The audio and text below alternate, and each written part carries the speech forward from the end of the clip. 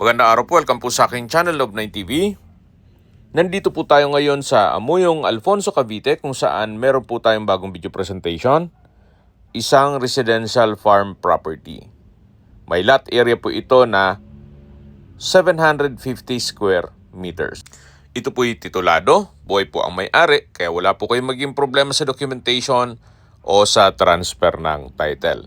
Meron na rin pong access ng tubig, kuryente at internet provider. Ito po yung nasa mataas na lugar. Ang estimated elevation above sea level ay 1,900 feet more or less. Medyo mataas po ang damo pero patag naman po yan. Sa dulo po nitong lupang binebenta ay meron pong ilat o dry creek.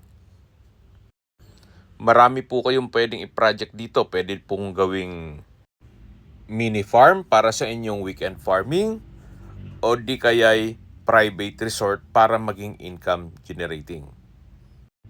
At maganda rin po ditong itayo ang inyong pinapangarap na rest house. Tunghayan niyo po ang kapaligiran, napakatahimik po, sariwa ang hangin at malamig po ang klima.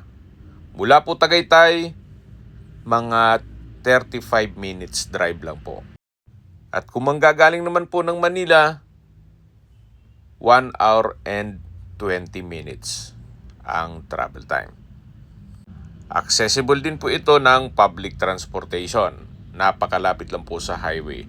At mula naman po sa Twin Lakes, mga 5 minutes drive lang po. Binebenta po ito ni owner sa halagang 10,000 pesos per square meter. Kung may mga katanungan po kayo, tawag lang po kayo sa aking numero. Maraming salamat po.